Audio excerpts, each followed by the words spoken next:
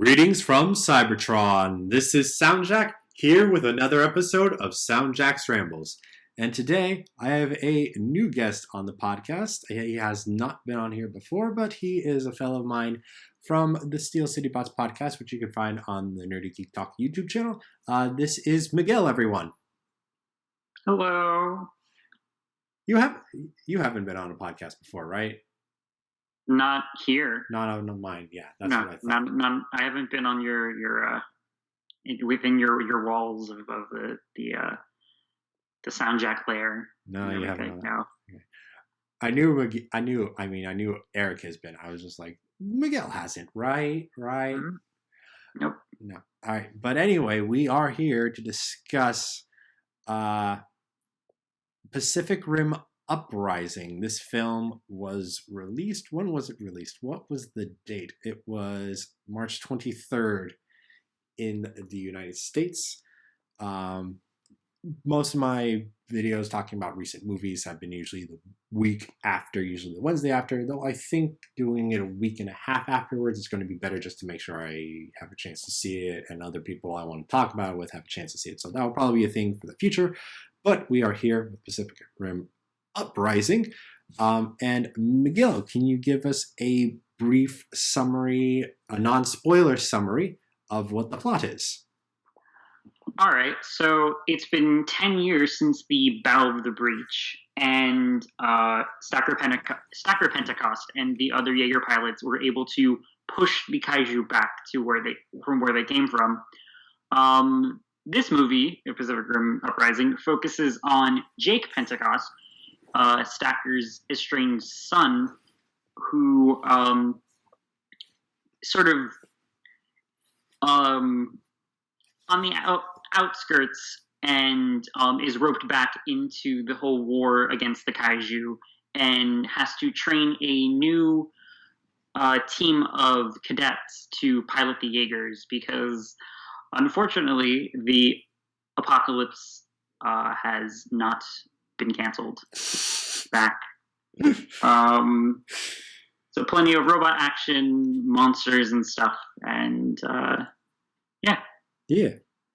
I still can't believe they're trying to get away with that quote with the Independence Day quote. I can't believe it. I mean, what is it? This one apparently, like, at some point when Jake follows in his father's footsteps and tries to give a speech, it apes the Goonies apparently. So they've succeeded in copying really important speeches from other movies.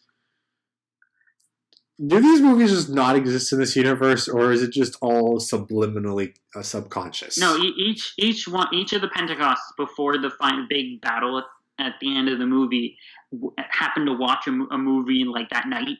So it's like Stacker saw Independence Day, and then I guess Jake saw the Goonies, and it's like, yeah, no, I'm going to give a roaring speech, and it's going to copy the movie I just saw. Seriously? Is that canon, or are you just making things up? No, I'm just making stuff up. Okay, that's what I figured. That's what I hoped for, but I wasn't sure. It's all deleted scenes that you haven't seen. Okay. That I have. Okay, I thought it might have been in like extended comics because I know they exist. I don't know that comics exist for Uprising. But, yeah, for Pacific Rim in general, I know they do. I didn't know if there was anything else, and I didn't think. Granted, I don't think you'd be like. Don't seem too in it to be like, oh yeah, let's read up on all of the lore of Pacific Rim Uprising. Before. No, I'm not. I haven't read anything. Yeah. Beyond like, I may have been on the wiki for the first movie once, but which is how I knew something that it's in the movie that's not really terribly important, but I will save for our more spoilery talk. Yes.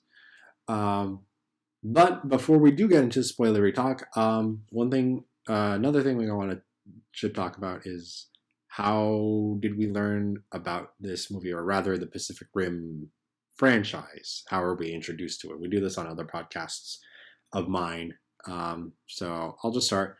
I can't remember exactly how I learned about Pacific Rim. I definitely remember watching it with my dad. I'm trying to remember if we actually watched it in the theaters or it was just a Redbox rental we got one time. Though I definitely do. I think it was a Redbox. I'm pretty sure it was a Redbox. My dad must have rented it and was like, "Oh, hey, giant robot movie, cool action. Let's watch it." And I'm like, "Okay."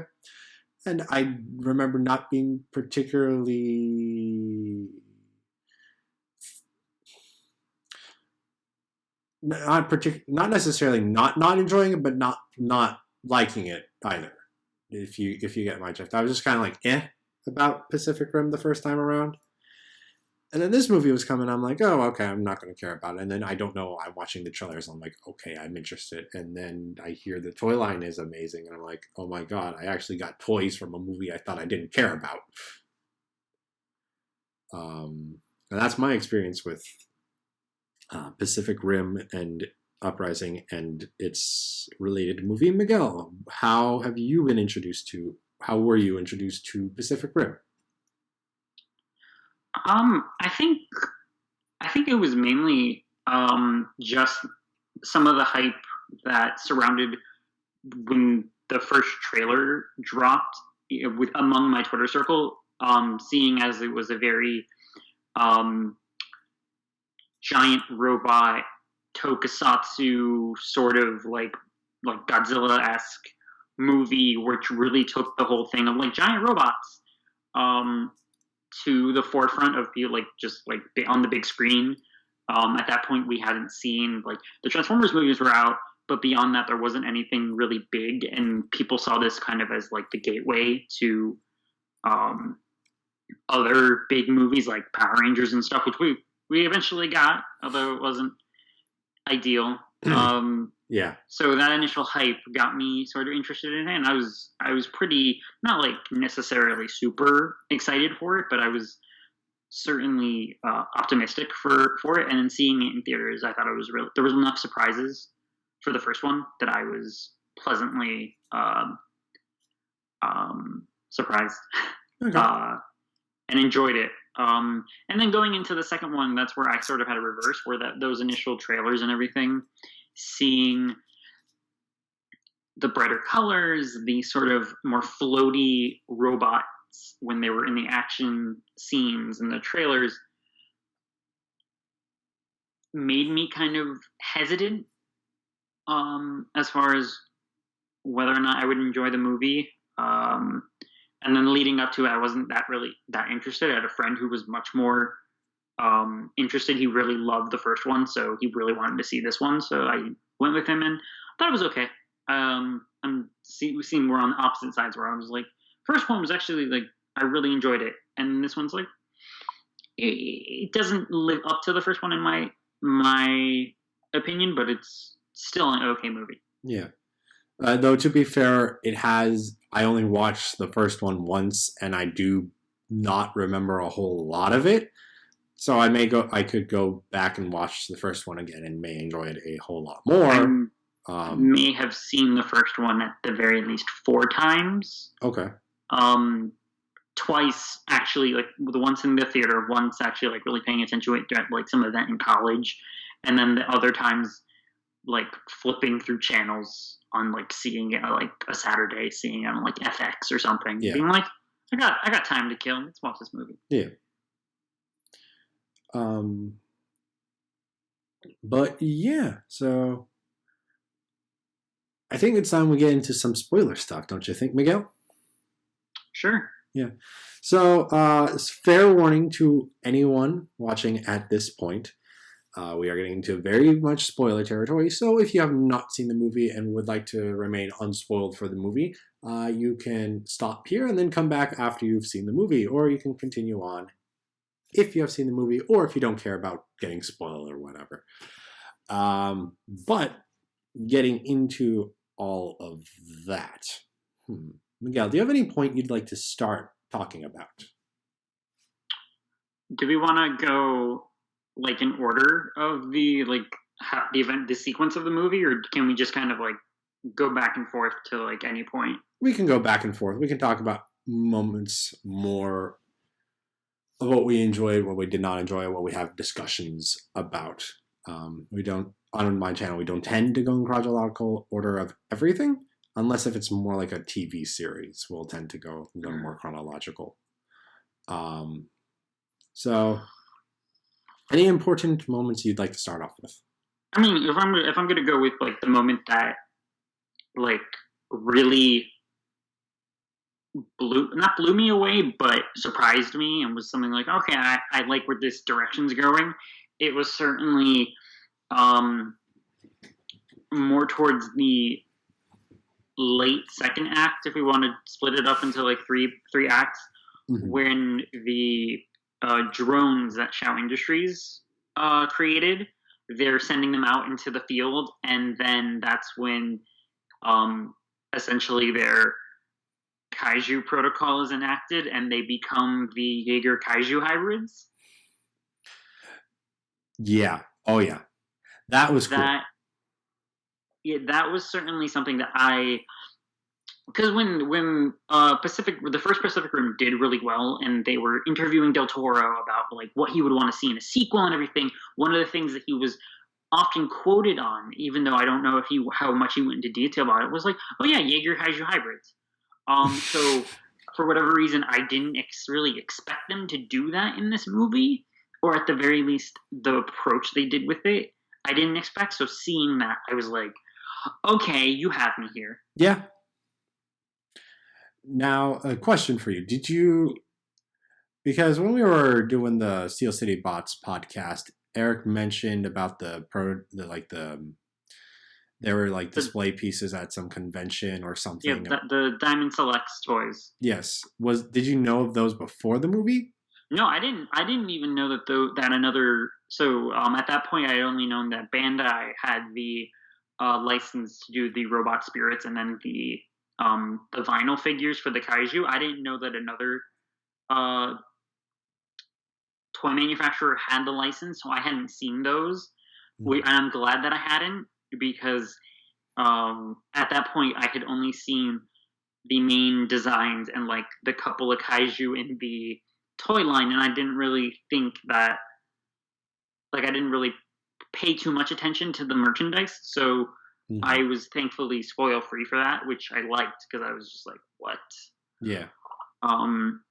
And that where the first film felt very much, it's like inspired by like big 50s like robots like Gigantor and like Godzilla. This movie felt much more like inspired by late 90s into the 2000s anime, which that scene, for any viewers, listeners who have seen Neon Genesis Evangelion, that scene felt very much like the scene in the end of Evangelion movie, where the mass-produced mass-produced Evas go rogue and then become like weird angel Eva hybrids. So it essentially, like, it felt very much like someone was like, I remember that scene, let's put it in here. But give our own spin on it. Yeah.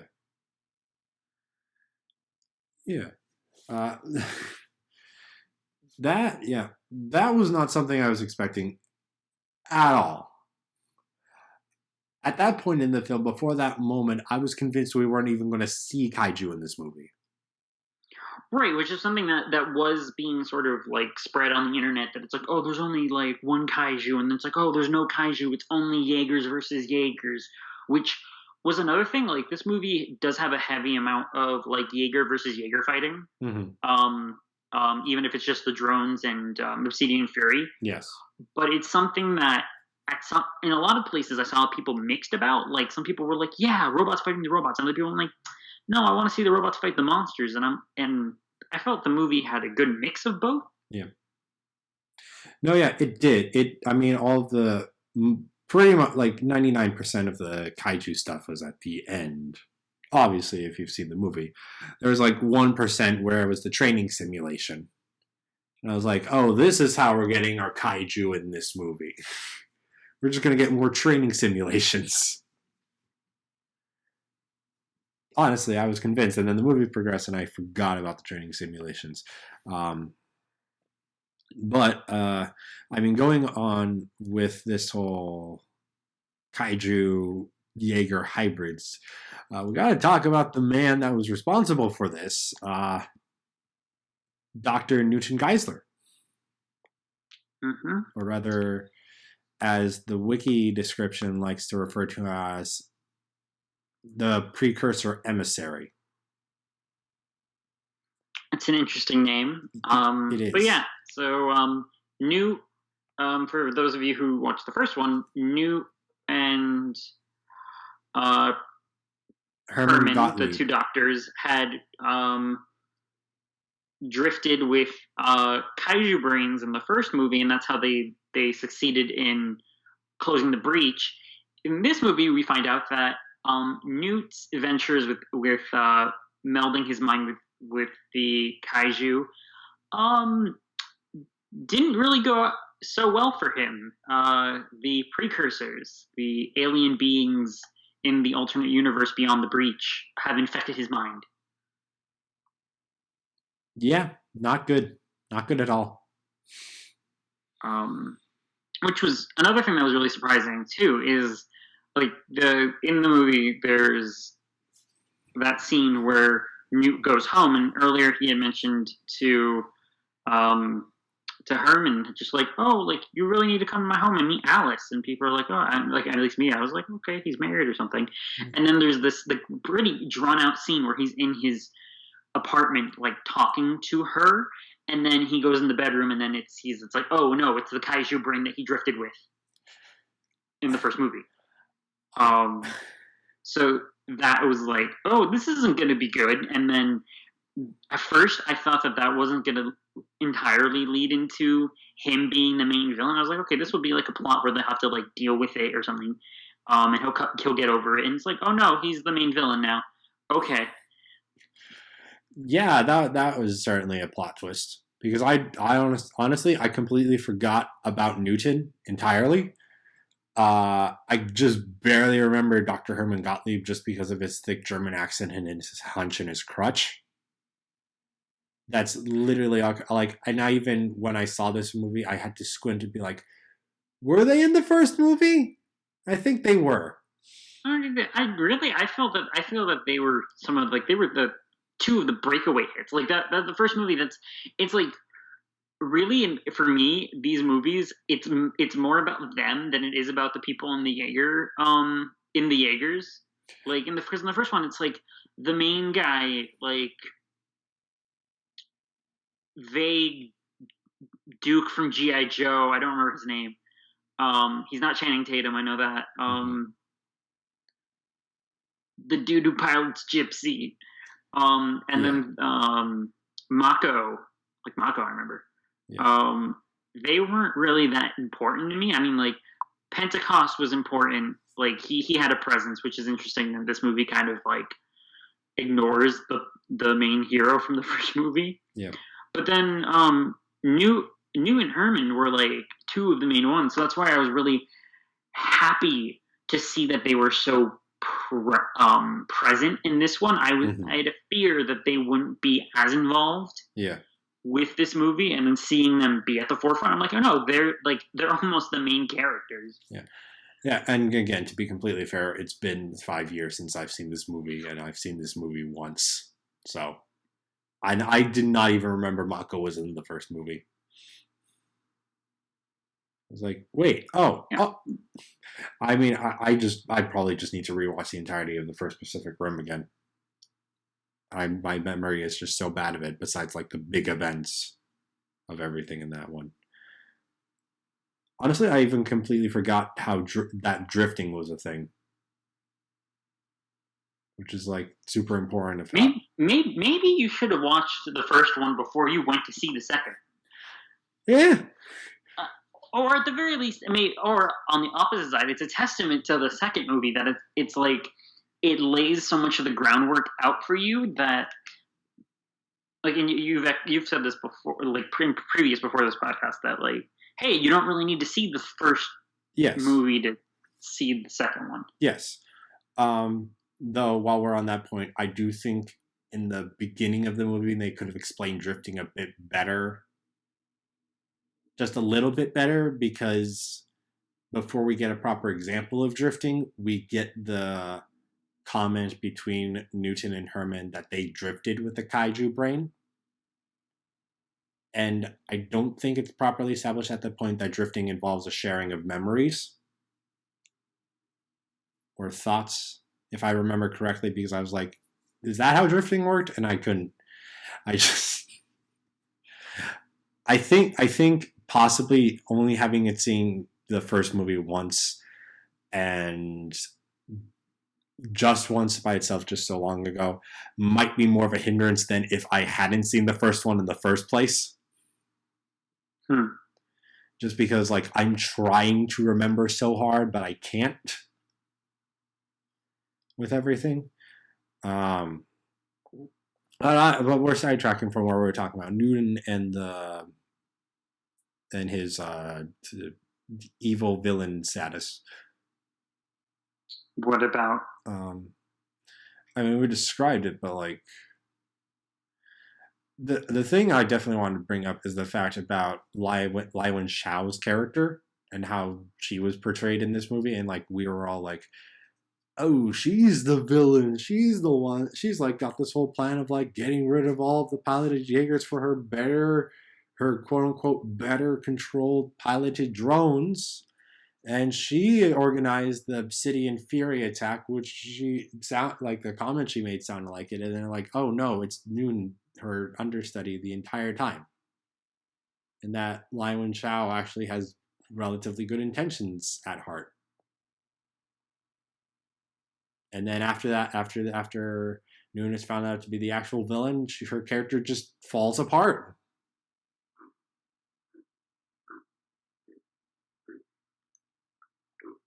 Yeah, for whatever reason, I didn't like her character as much. Maybe because it was so almost like by the book. Like, for a lot of those sort of side characters, like, and especially like between the first and the second movie, you have a lot of like interesting personalities with like quirks, like very quirky people. And then with her, she's just kind of like the whole like on the nose, like by the book, like strict, like, oh, we're gonna like forget these old people, like the old ways, like we're gonna like break them in with our technology and whatever, and like usurp and be on top, and I don't care what happens as long as we get the results. And then she quickly does that flip to like, oh no, I've been betrayed. I'm gonna help out the good guys and like be a good person now. Yeah.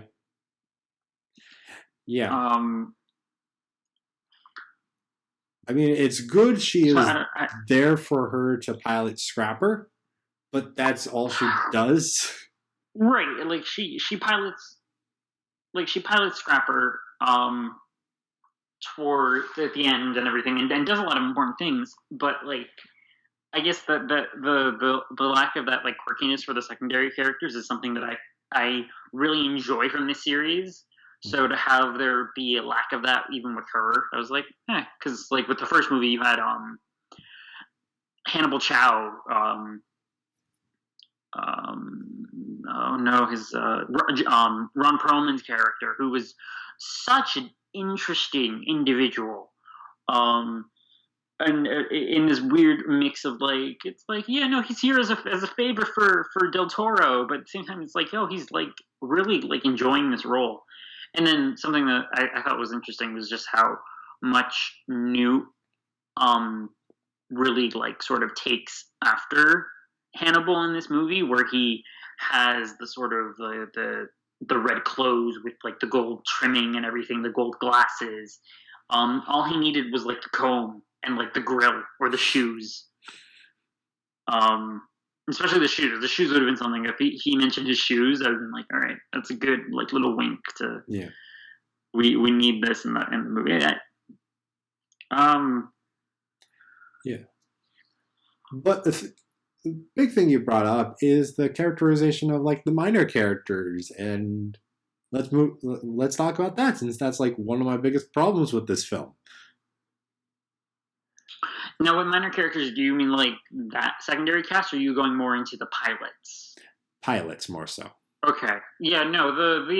And it's a problem the first movie had, where a lot of the pilots were very bare bones, and this movie doesn't do anything to improve upon it. I mean, even John Boyega's character Jake kind of has a bit more character than Raleigh from the first movie, but not by much. Mm-hmm. And then all of the kids, like the teens, like you have like the Russian girl, the Oh, it's Vic. Her name was Victoria. Right, and then what was the girl who made Scrapper? What was her name? Amara. See, so it doesn't help that some of these characters were like Amara. I've never encountered that name before, so it's one of those things where some of these names I'm like it's hard to remember because I'm like Amara, but then at the same time I can't remember Jake's name, so I just have a problem with the names of these characters. Yeah. Like remembering them specifically, like Amara, and then Amara Namani. Okay. Yeah. Besides that, I cannot tell you who is who for the rest of the characters. Right, because I don't think that you really get introduced well to some of these. There's it's like there's the kid from Jesse, Shuresh is his name. I only know that because of the wiki, and it's like he's in there, and I was and equal parts of like, oh, it's a character, it's an actor I recognize. At the same time, it's like he's not doing anything to break out. It's just he's there to like, so they can say we have pilots for these other ones, and we have kids. Yes. Yeah, the only thing notable about him was his father does boob jobs, and he was the one that was like, we shouldn't be in here, guys, when they were invading Obsidian Fury when that was at the base. It's literally all he did. Oh, and also died. He also died. Which was kind of messed up that like one of the few people of color in the movie, like especially among the main cast, died. Yeah. Was the only one who died. That was one thing where like I noticed that and I was like, come on, you got, and it wasn't even like a good death. It was just like you turn and you kind of just see his hand. Yeah. So it's kind of just like in my head I was like, did he have a scheduling conflict? And they're just like, yeah, I'm not going to kill you off. We're not even going to show your body. We're just going to like mangle an arm. Yeah, and then the other guy Suresh and some other guy were piloting Guardian Bravo, and the other guy lived and he died. But I gotta say, as soon as Guardian Bravo was charging, I'm like, oh nope, they're dead. They're the ones they are in fact going to die in this film. But it meant nothing. It was very much the jazz moment of the film, because there wasn't anything really like said, and then then his co-pilot just kind of shows up and is palling around with the other characters, and I'm just like, one of your friends died. Yeah, you were there to witness it. His corpse was right next to you. Why aren't you reacting more? And then I can't even tell you about the only other person that was notable was the guy that was actually trying to be nice to Amari and like actually help her when Vic was just like ignoring her because she was jealous. Taught her the Russian a little bit, and was the one that got acided on by the Obsidian Fury when they were poking around in that. That's the only other notable one, but there were a few more because someone had to pilot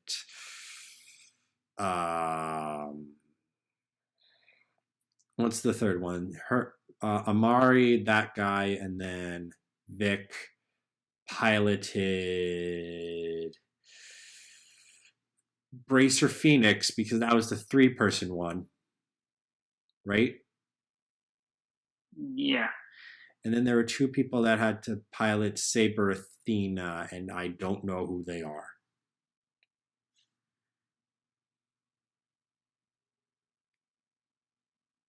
I could not tell you that fact for the life of me. Even if the wiki had it, I'd just be like, even if they listed like Ryochi, pilot of this Jaeger, and I'm like, who is that?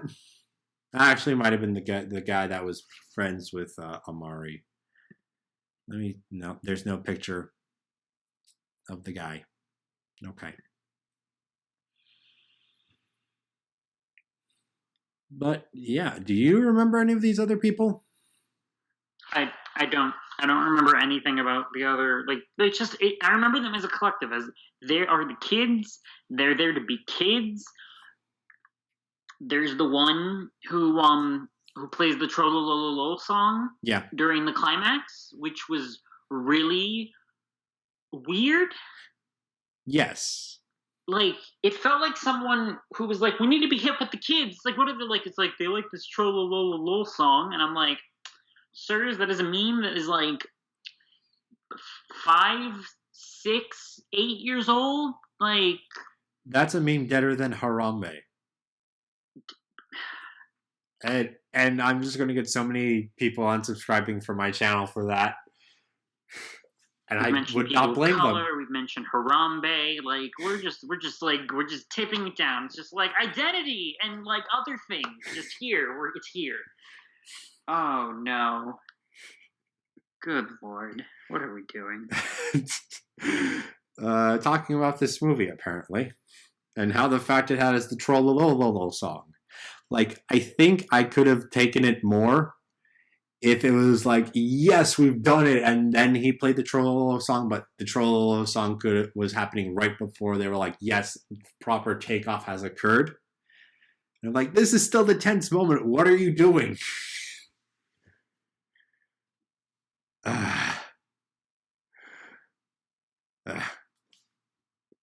Speaking of the tense moment, well, not necessarily speaking of the tense moment, but the moment that led up to the tense moment of them taking off to go confront the kaiju, I want to ask you, because I haven't probably talked to anyone about this that's actually seen the movie.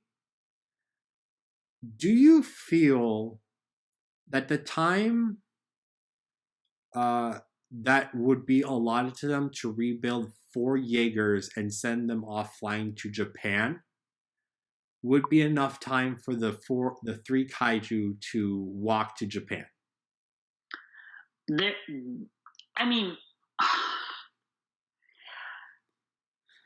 you could probably get into the specifics of how far the individual kaiju were from Japan and everything, and kind of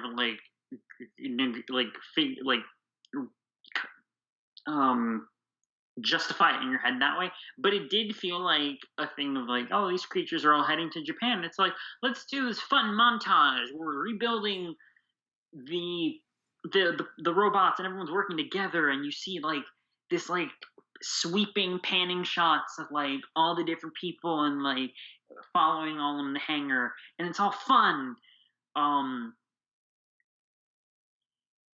In some respects it kind of felt out of place, or just like the tone didn't seem quite right. Mm-hmm. But at the same time, it's like you need one of those kind of like peppy, like we're gonna come back on our feet after being defeated type of things. Like the first one sort of had that too, where like all of the, like, what is it? The first one, it's like all the Jaegers get sent out except Gypsy.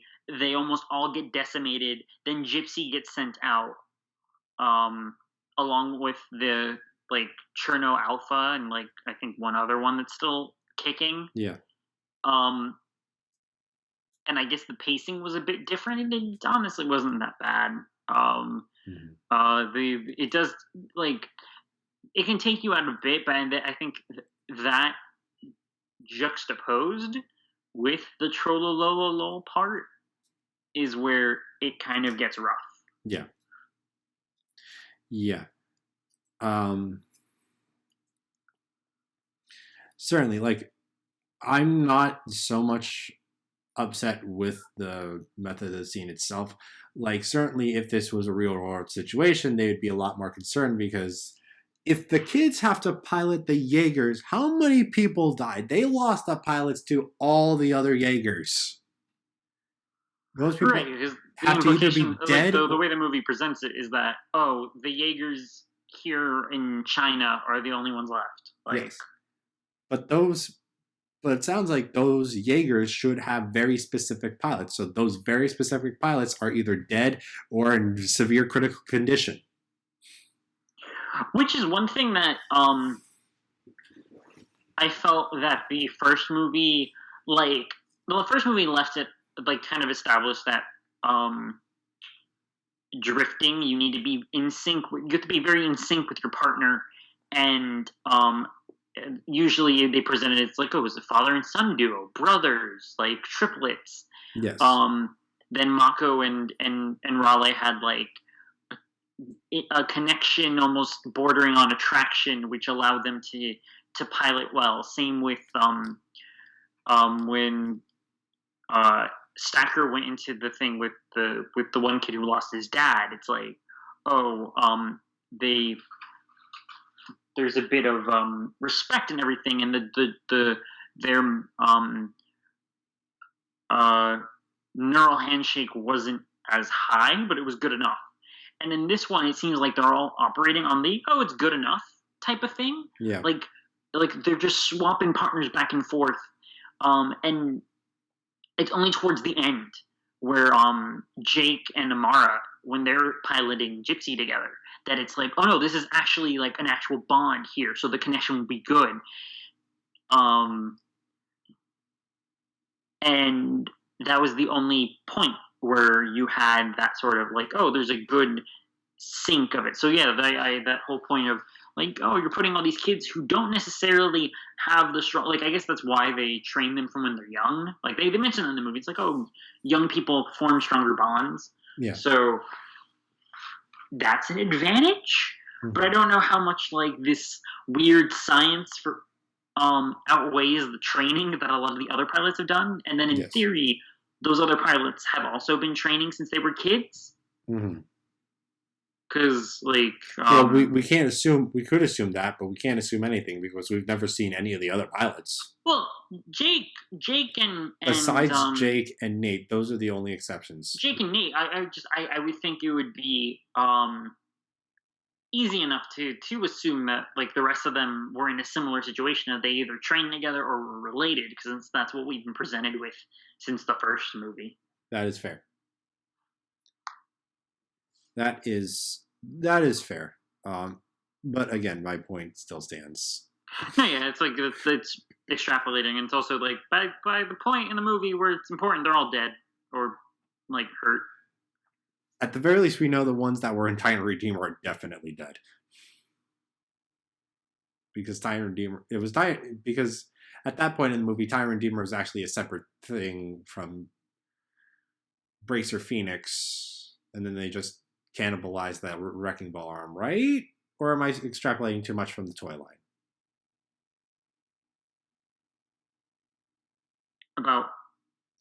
About when that one Jaeger that was actually up and running got stomped on by the drones.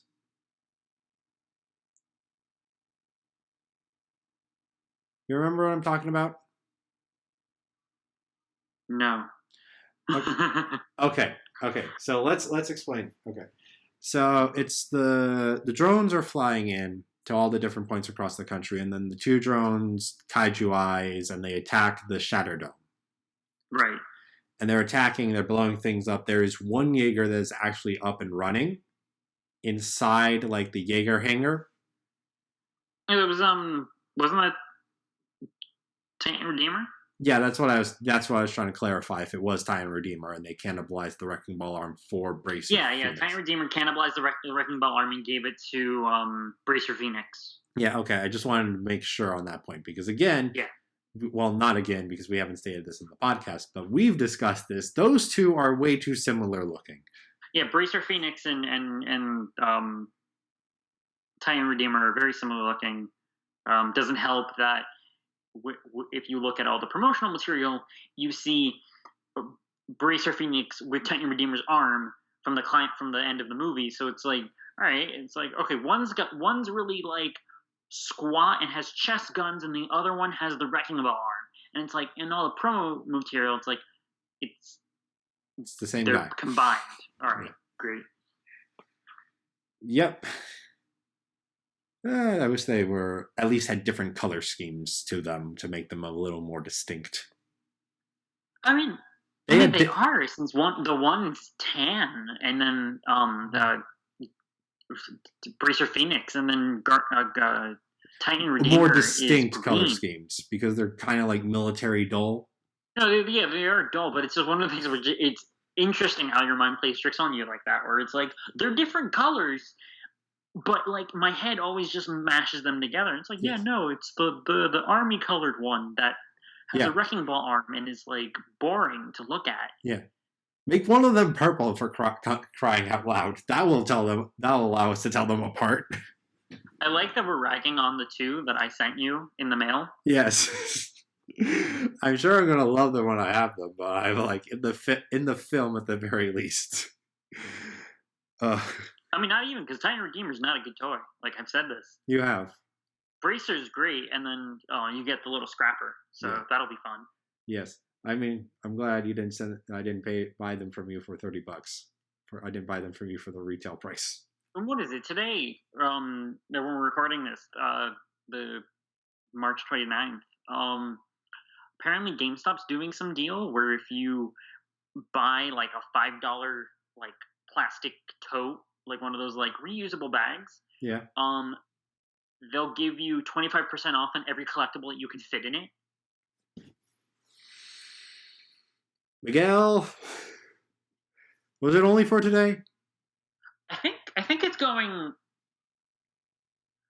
I'll double check after we're done recording, but I think it may be going until the weekend, which in that case you might want to take that offer up in the event that you find more of those robot spirits like Obsidian Fury. Yes, because or magically you find like some new Transformers if they show up at a GameStop. Sure. They do that at EB Games Canada. It's like you never know. Fair. Watch. That's how we get Rekgar in the US through GameStop. And yeah, off topic. Let's talk about something we liked in this film because we've been kind of ragging on it for 30 minutes. I mean, there's a lot to like. I mean, I mentioned in the beginning the whole drone scene. I will say that a lot of this film did, like, a lot of the robots did have strong designs. Like Bracer Phoenix, as far as like, even if it's the color seems a bit dull, very strong design. Gypsy Avenger was really good.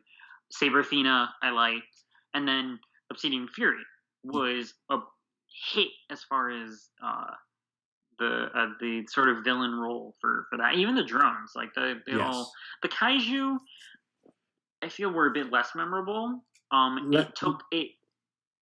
There wasn't that many opportunities to really get them a full scope of the kaiju's designs and like what individual powers and stuff they may have had.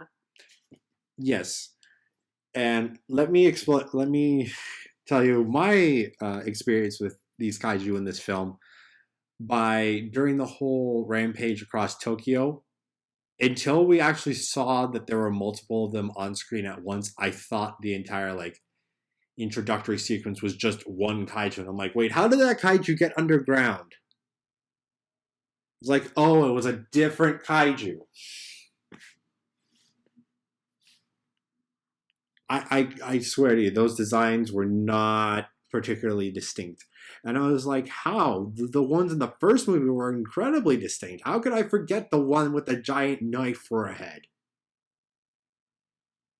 It also helped that in the first movie they were spaced out.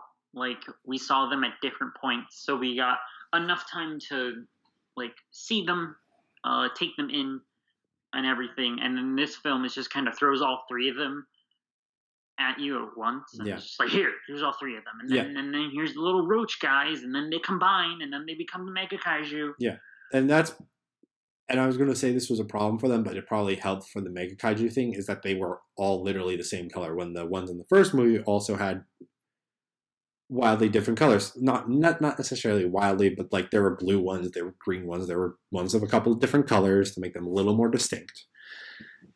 And all of them were like literally the exact same shape. But then again, since they're combining into the Mega Kaiju, it makes sense that they share a color scheme, because consistency, and probably easier on the designers. But I do have a question.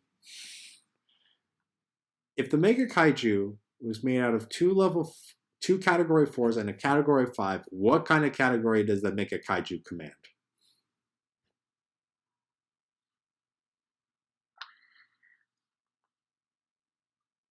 I don't know, because does it exponentially increase? Like, what factor do the little like tiny like ones that fuse the three of them? What do they offer? Is it just multiple? Is it just addition? Is it just now that they're level 13? Yeah, it's like, is it addition? Is it a multiplication? Does like, the scale you have to have what factor do the tiny ones fusing them multiply that by? Like, I really don't know. Does the scale even go beyond Category 5? Is it just 5+? And it's just off the charts. It's over 9,000. It's a bad day. It's a bad day for Tokyo. Yes. Yes, it was. And then the one thing though with the fact that it's like, the similar color schemes allowed for a more cohesive design. I think it would have actually been really cool had the three kaiju been visually distinctive, and at least color scheme wise, or distinct, and then fusing them created this like gross monstrosity where you're like, it's cool, but at the same time it's hard to look at because it's like three organic beings that were forced together. That would have been great. That would have been amazing. Or even like then like, because the little like roach looking ones that fused them kind of seemed techno organic, so then maybe to have like the clear lines of like the different kaiju, and then the like sewn together with like these metallic bits, would have been really cool. Just to be like, this thing is huge, it's powerful, it's also really disgusting and hard to look at. Yes, that would have been wonderful. Although I feel like that would have like increased, like, it's like they may have had to like lose 2 Jaegers just to succeed at creating that sort of a visual effect. But you know what? Maybe it would have turned out in their favor, because then there would have been a need for less characters, and then, maybe all the characters could have been reasonably flushed out. But I'm just hoping here for the universe where that all actually worked out, and it was an amazing movie. It's still a good movie,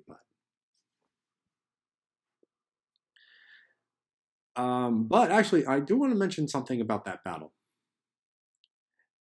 I know there's the training simulator and everything, but isn't it a little weird that all of these kids are able to relatively easily pummel these 3 high-tier kaiju?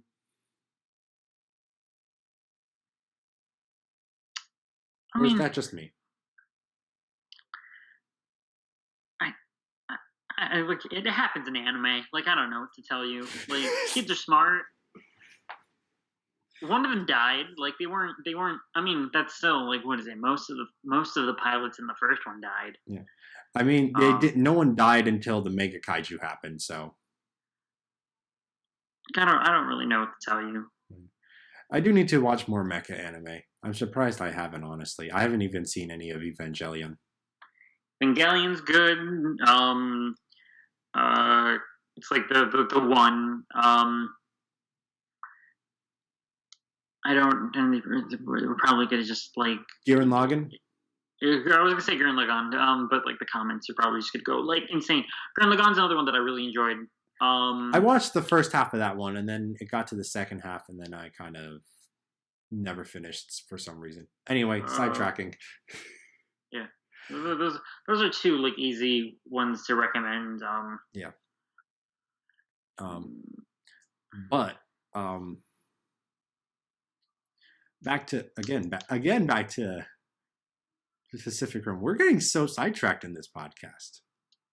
It's only been a couple of times, and they've been like relatively on topic. It's not like we've started talking about like Taco Bell or something. Like how off topic we got the one time you were on the Misaligned podcast on Nerdy Geek Talk. I don't even know what we ended up talking about. Okay, now we're really getting sidetracked.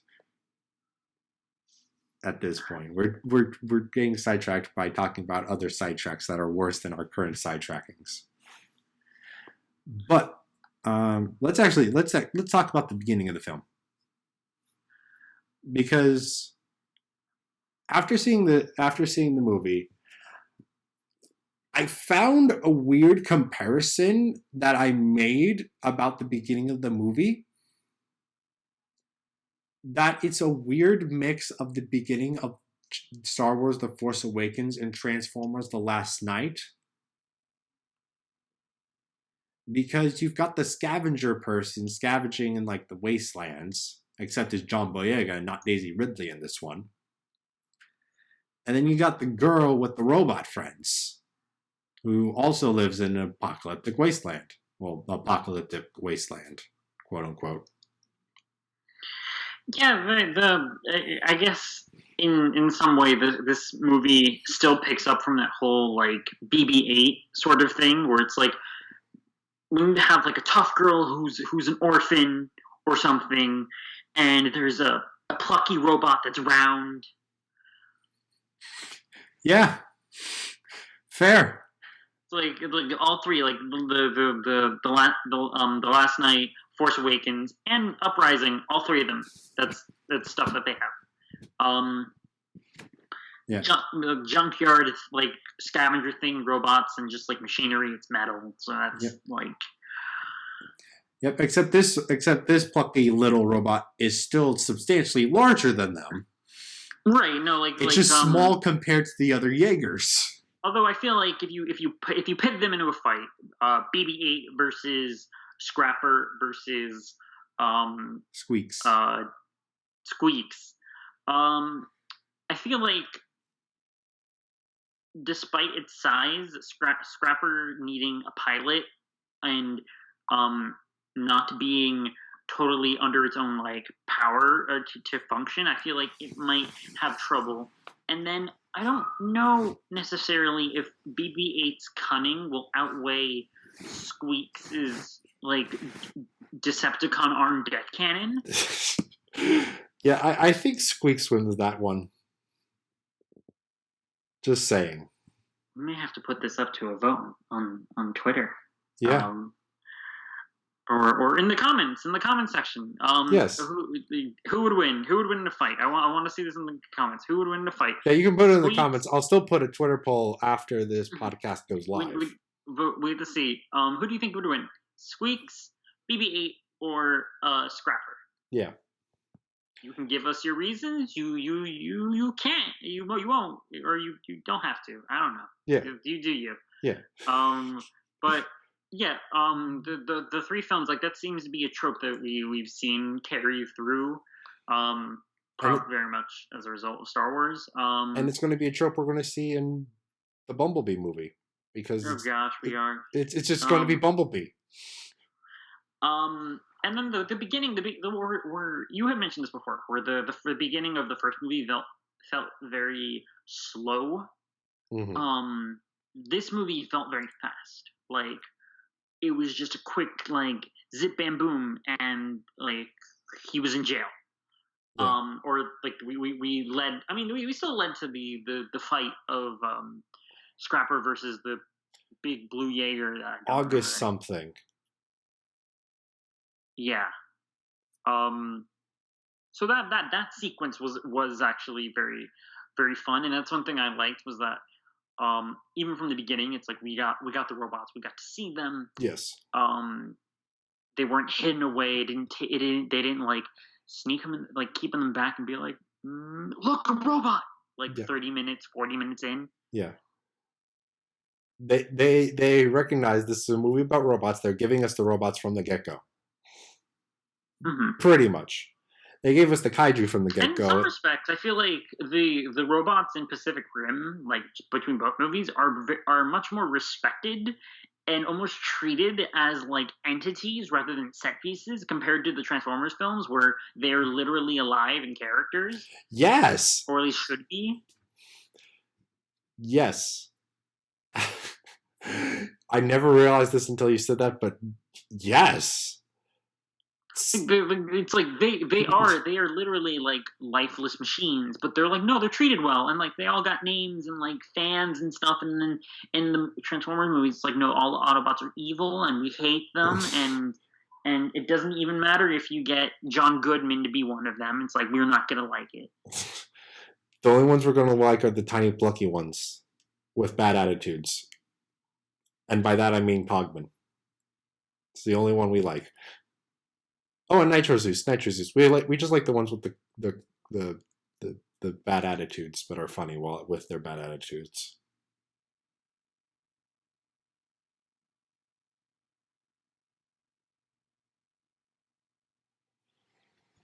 But I do want to get back to your point of then these robots being treated better than the Transformers. It's like they properly they have specific genders that they will refer to them. I checked the wiki on this, the Pacific Rim wiki, and like I thought they were just like all going to be she's because like, oh, this is like a ship kind of, and like most sailors like will refer to their ships as she, or like people will refer to their guns as she, or their cars or their bikes or whatever. But some of them are properly referred to as males.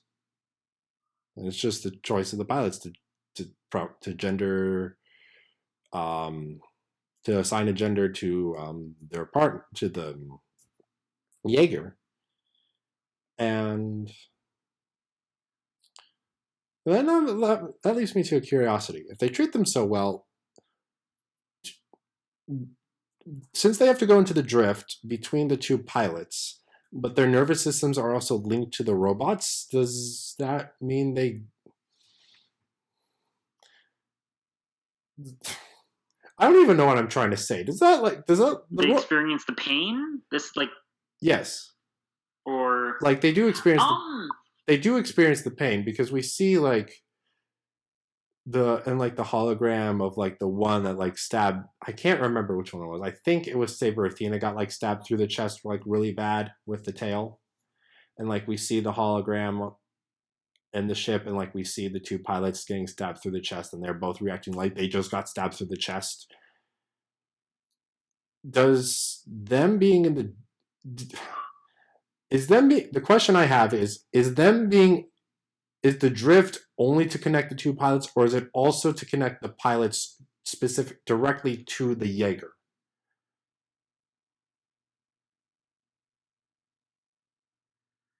Do you get what I'm asking?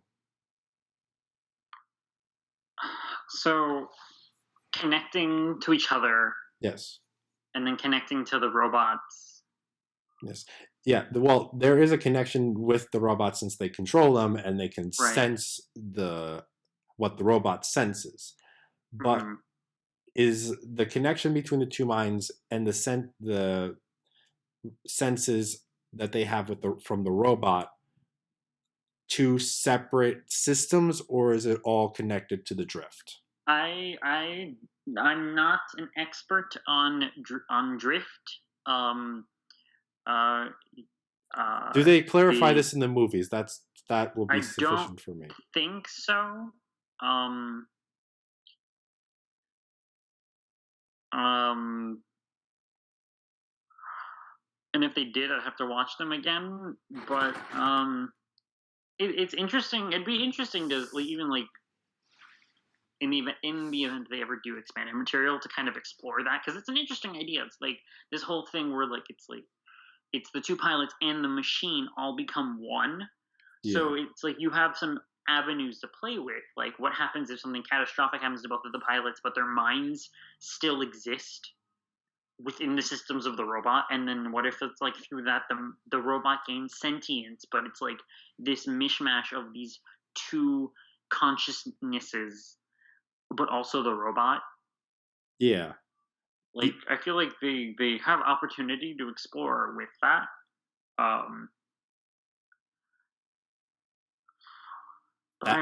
That'd be a hecking lot of fun if they ever got into that. I really don't. If the series does continue far beyond a potential sequel to this film, which we brought it up right before we started recording, so let's just bring it up now. Right. Since we're getting into that. At the bottom of the Wikipedia page for Pacific Rim Uprising, there's a section titled Future, and in it notes Stephen DeKnight, who is the director for this film and not Guillermo del Toro, who directed the first one. And he says, if enough people show up to this, we've already talked about the plot of the third movie and how the end of the third movie would expand the universe to a Star Wars, Star Trek style franchise or series where you can go in many, many different directions. You can go main canon, you can go spin-offs, you can go one-offs. Yeah, that's the plan. So he's got big plans for this. Right, which are fine. It's still, I think, too early to really determine whether or not the movie will be successful enough to get a third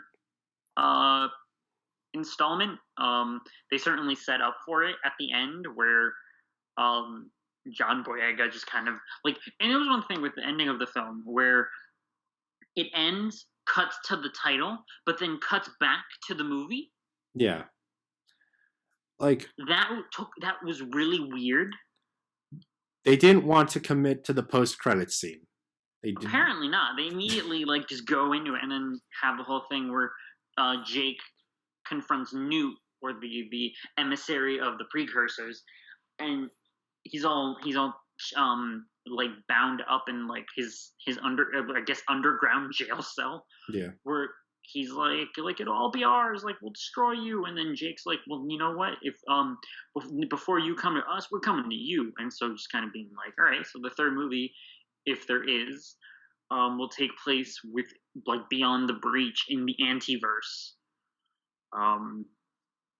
And so like at this point, at the time this recording, they've kind of broken even with the movie. They've done about 177 million, where their budget is around 150 to 170, although that's the budget just from the film itself, not marketing. Yeah. Which is usually what people say. It's like, like usually double a film's reported budget, and that's pretty much what they spent on it. So I feel like it has been a week. So yeah, so it's been a week, and they've kind of broken. They've done. If we're going with the whole like, double it, they've done half. So they'll probably do enough to consider doing a third one. Yeah. And then with the unless it just like the people going to see the movie just collapses like it did for like Justice League. It was Justice League that like there were some views, and then like no one was going to see the movie after like a short period of time, right?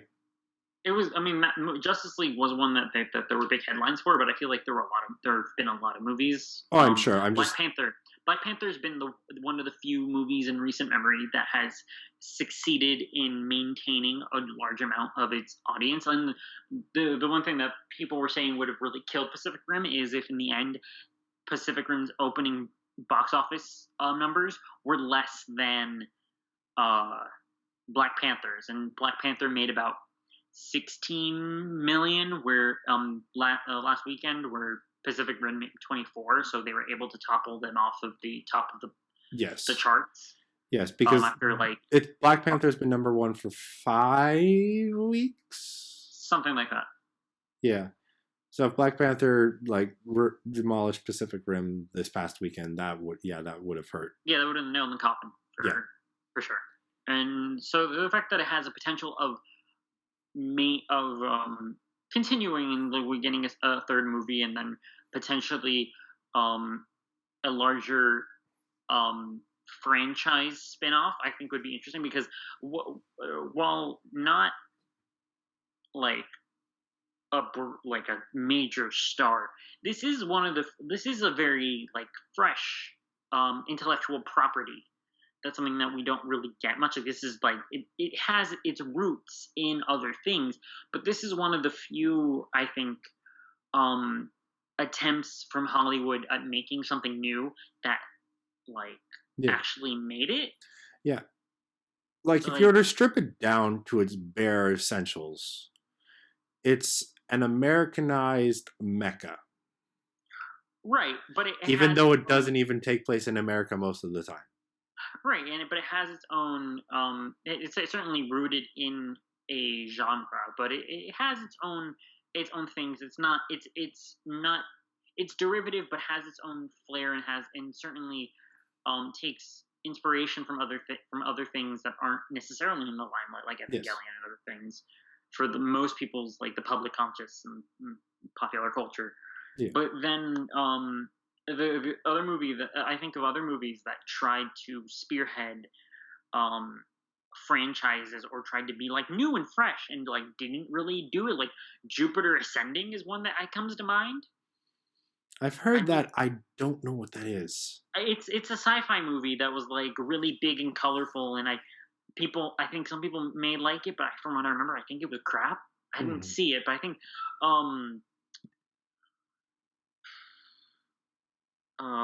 Chris Hemsworth might be in it.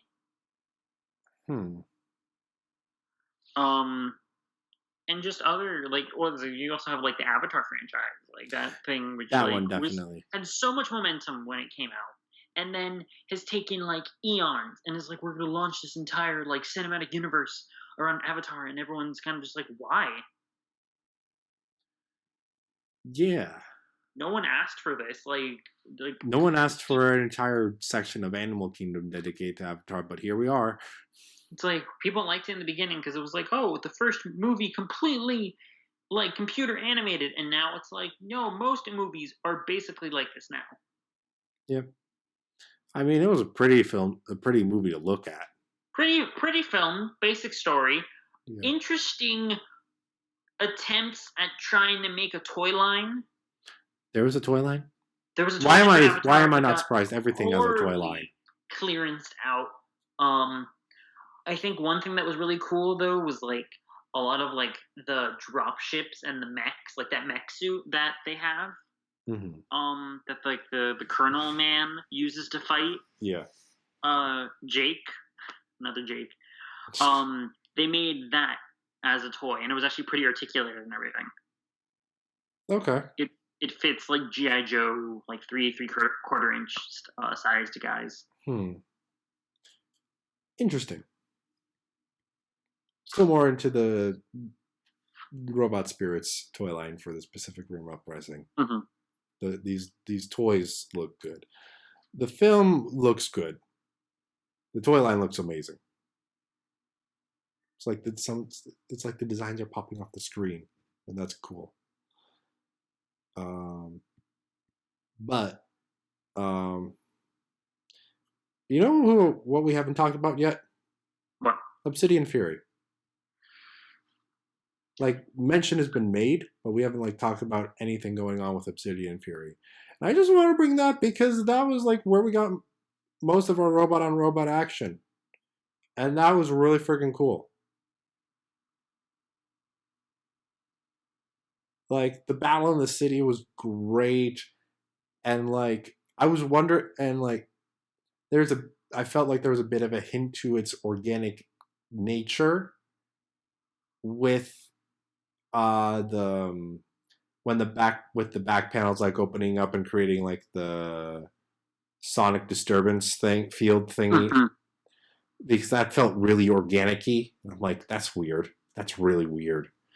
And then the fight in the Himalayas on that sheet of ice, that was really cool and interesting.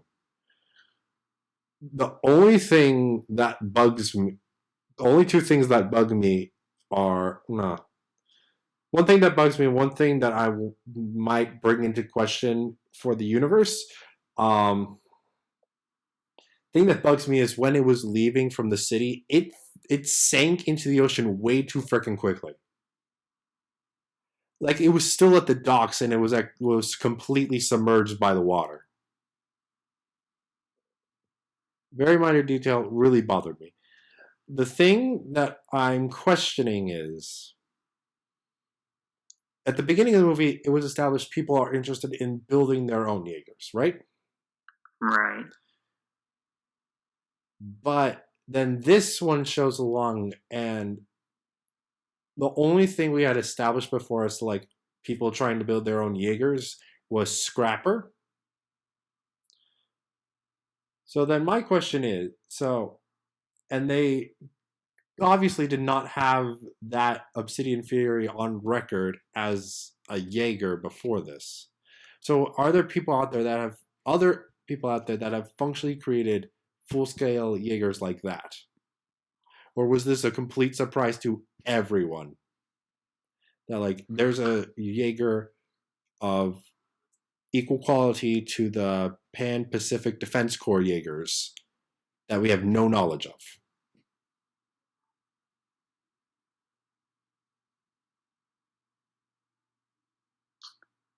Um,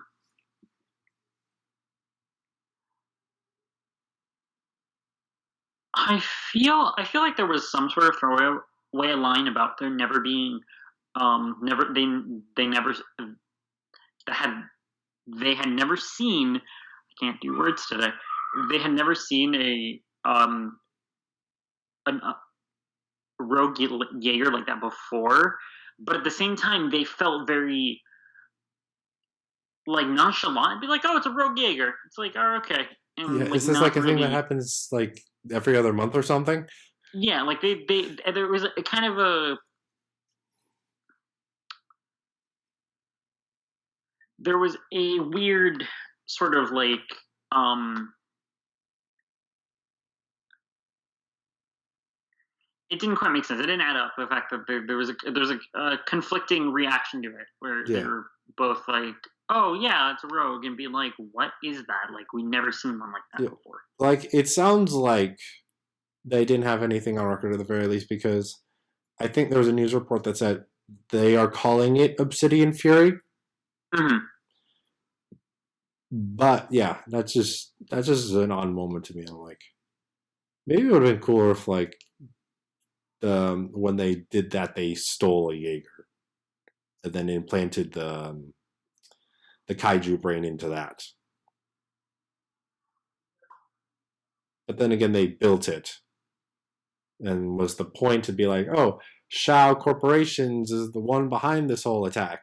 Shao Corporations is responsible, and then we already discussed the whole Newt thing. Um,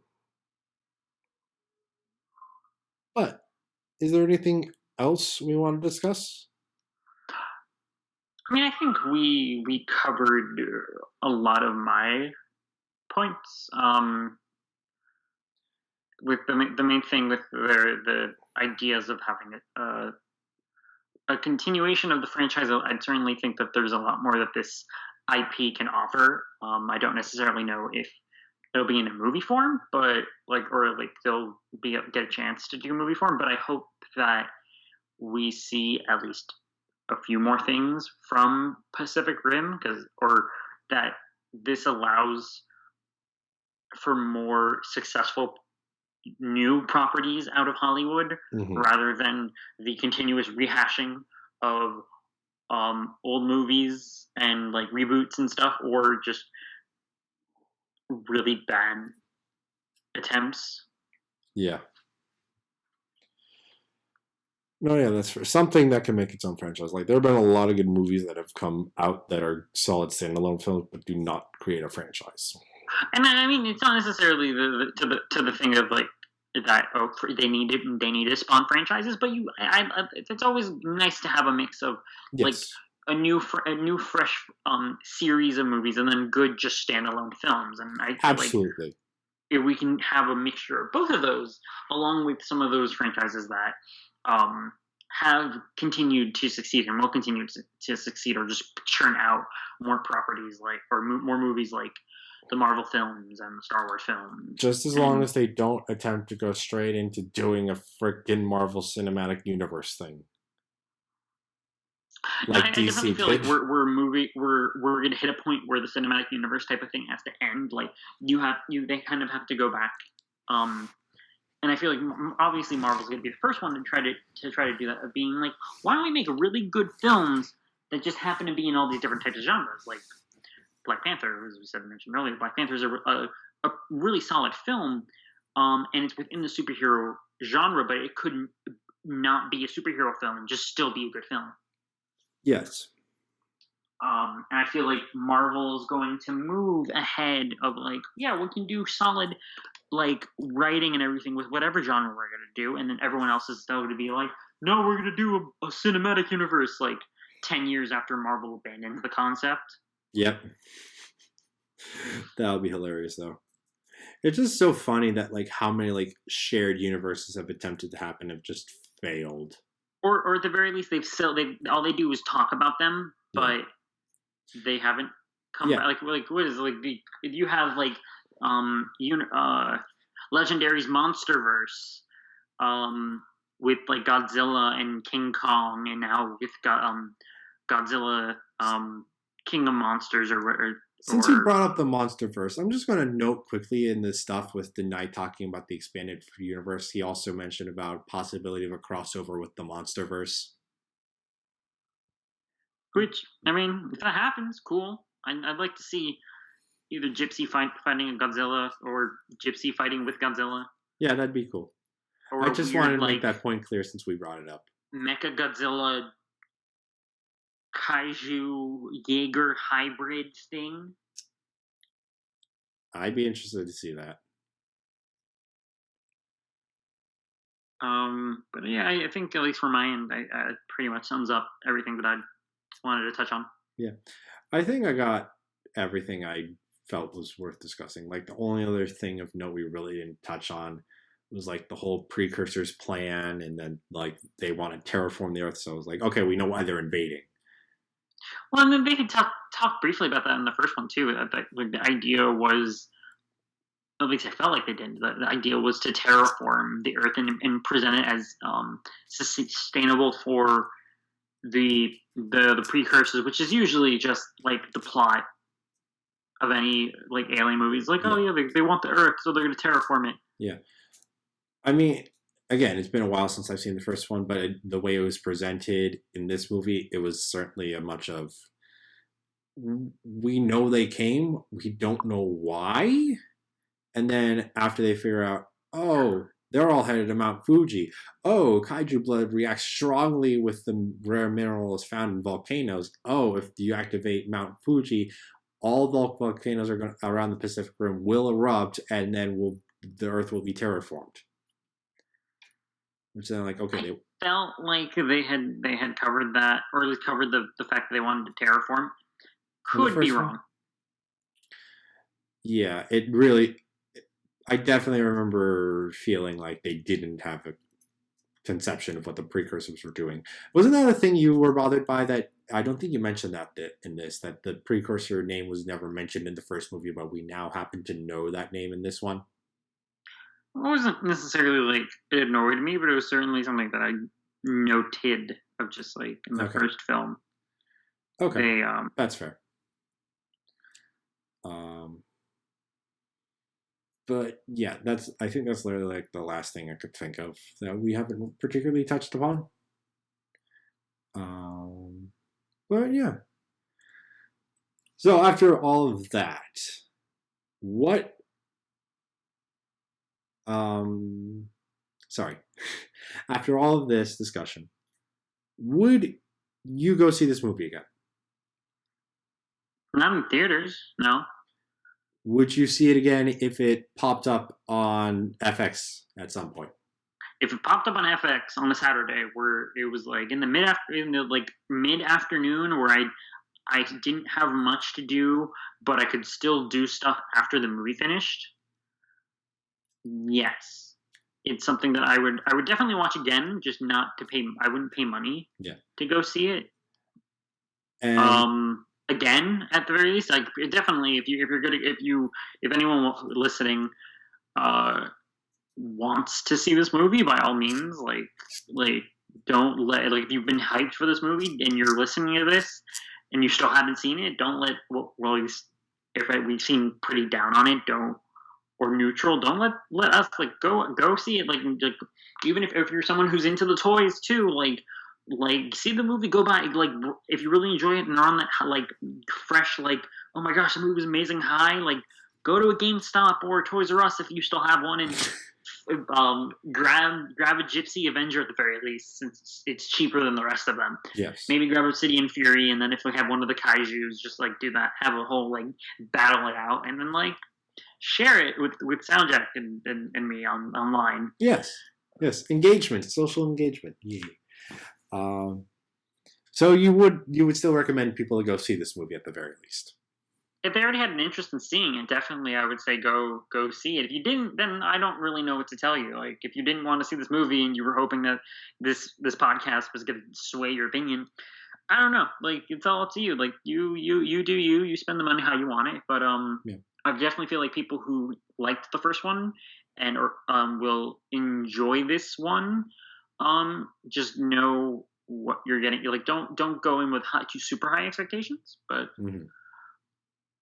I wouldn't tell people not to go see it. Yes. If they were already planning on it. Yeah. That's kind of what I think. I've been thinking, like, it's a good movie. I'm glad I went to see it. I will definitely not see it again in theaters unless someone I know does really want to go see it and they want to go with someone. I'm like, okay, I'll take a gander. I'm with someone I know. I'd probably more likely maybe rent it from Redbox again. If you're not like particularly interested in this film, maybe just wait till Redbox gets it and then like pay the $1 for it.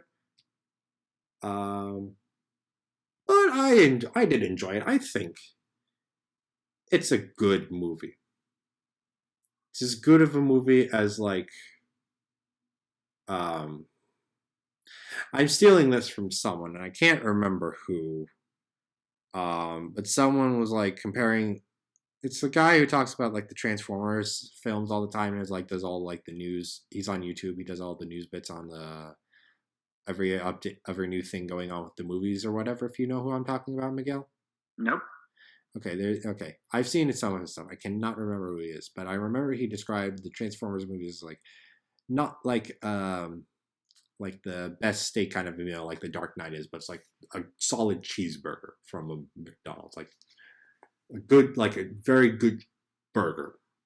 It's not like the best movie out there, but something good. It's something you'll go back to, maybe. Something to try at least, I think. But yeah, I think that is all we have to say. But before we properly sign off, Miguel, where can they find you at?